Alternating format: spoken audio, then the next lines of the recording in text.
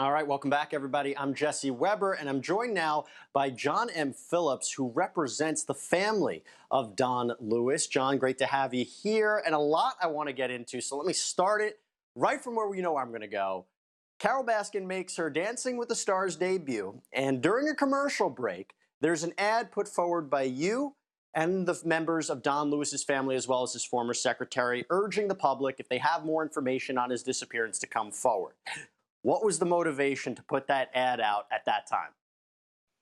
We knew Carole Baskin was going to have essentially a captive nation during Dancing with the Stars and get to tell her narrative in full as she wanted to tell it. The problem is she's had that narrative for 23 years and the family hasn't.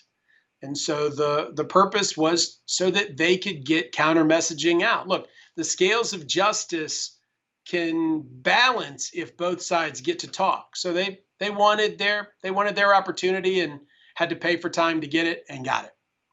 Since the ad came out, has anybody reached out with new information? I mean, what has the response been? So we man 1-800-Justice, but the tip line is manned by somebody else. They run it, but they've gotten dozens and dozens of tips, some more helpful than others. We've had some people who simply watched Tiger King and thought they knew how this all went down. We know that. We've seen that show. Right. We don't need help from the lay public, but we've gotten some good tips too. We've gotten, as lawyers, we always want good experts, a good database of experts. And I've talked to a couple of experts today that have offered help pro bono. Free is always good. So we've had some good results from just the few hours it's since we aired the commercial. You got to tell me, was some of the motivation to get under her skin a little bit? I mean, this was her big national debut, and yet she came forward and said, listen, I saw this ad. I was told about this ad before I went on. She says it didn't bother her enough to do anything about it. It didn't really bother her. What do you make of that reaction? She said it didn't bother her, but got a 4 out of 10, a 4 out of 10, a 3 out of 10, and was rendered speechless. Now, I don't know if that's because she was tired or a poor dancer or what, but I've never seen Carole Baskin speechless. And there she was trying to talk to Tyra and couldn't get the words out. So it is what it is. You think that was a result of the ad? I don't know.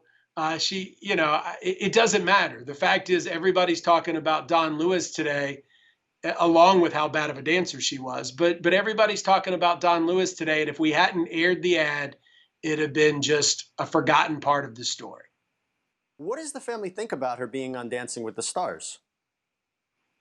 All of this has been bittersweet. So Don Lewis's family had nothing to do with the exotic animal industry. They had nothing to do with meth. They had nothing to do with murder. Some of the topics of Tiger King, except for being victims, except for their father being dead and disappeared 23 years ago.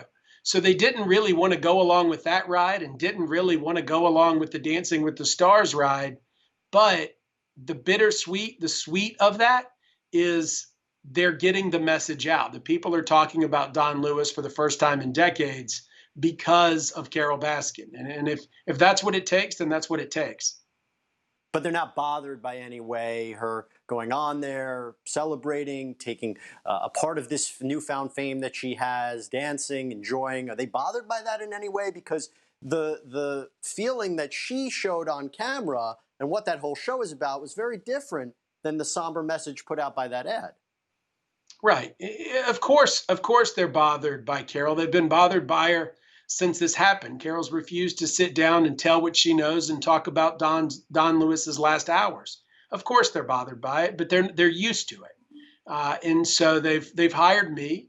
There's a wonderful Facebook group that's helping find old mortgage deeds and some fraudulent transfers and some, it boils back down to this original power of attorney that has Don's signature that appears to be traced, and a witness recently said that she had no part in it. And so without the power of attorney being fraudulent, one has to wonder who benefited from that, and it's Carole. And so the family's been asking these questions for decades.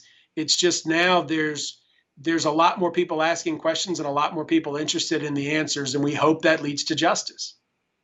Okay, so let's get into it. You had filed a lawsuit on the family's behalf against Baskin and several others, not seeking money at this point, but seeking information. This is a very rare kind of lawsuit. Now, Carole Baskin's legal team has filed a motion to dismiss, saying these claims are too old, that the parties have already settled all this. They had 23 years to go after this. It's only now after Tiger King that they do this. Are you concerned that your lawsuit might be thrown out? We're not concerned. So there's lawsuits for money and lawsuits for equity, for information. And they are rare, but we felt that we wanted to get the information first before we filed our big multi-million dollar lawsuit. The problem is since then, since I held a press conference and said, please stop defaming the family, please stop talking about this until we sit down, she's done daily YouTube videos further defaming everybody. Ann McQueen, Don's longtime assistant, has been defamed and accused of everything from $500,000 in fraud to being involved with his death, even though in 1998, Carole said those things and then wrote a notarized apology saying she took it all back. So you've just got to, it's a judge is going to allow us to depose her, whether it's on the defamation, whether it's on intentional infliction of emotional distress, the fraud, the collusion, or the murder or manslaughter. We're going to get her deposition. The question is when and what counts we have pending at the time. They've also allowed us to amend our complaint. It's common for a motion to dismiss to be filed. We're going to allege more facts this time. And Do you plan to respond to that motion to dismiss? we don't need to. They've agreed to allow us to amend.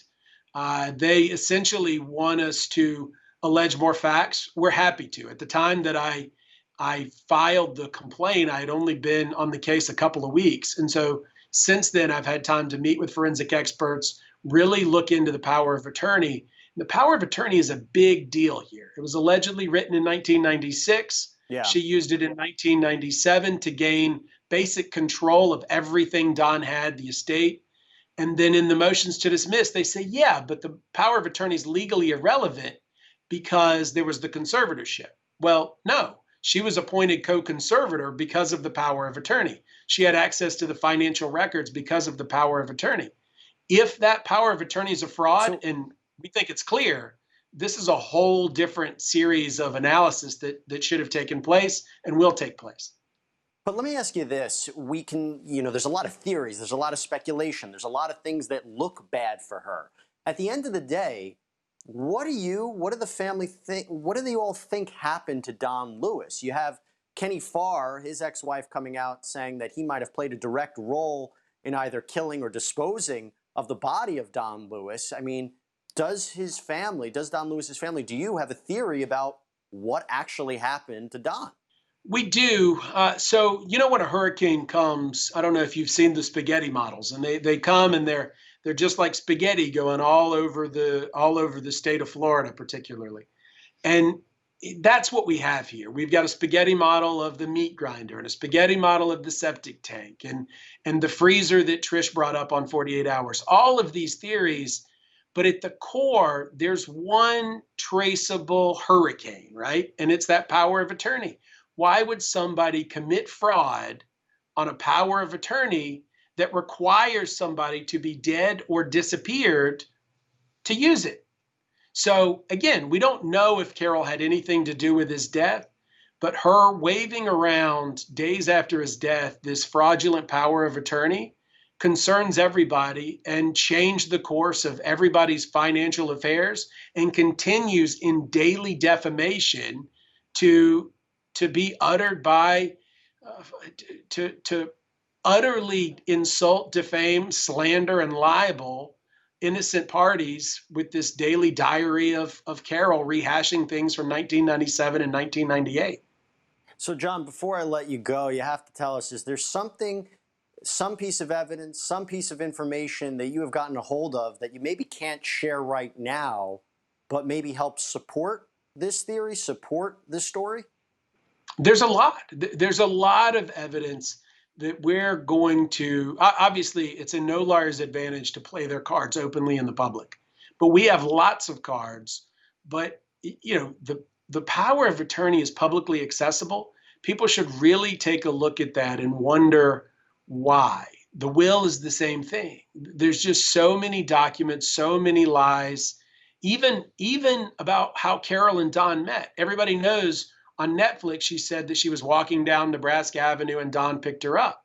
But in her first marriage custody battle, she told a judge, the lawyer asked, "Will you have anything to tell the court about how you met?" And she said, "We were doing real estate deals together, and that's how we met." So Right. everything from the time they met Right. to the time he died has had inconsistent stories.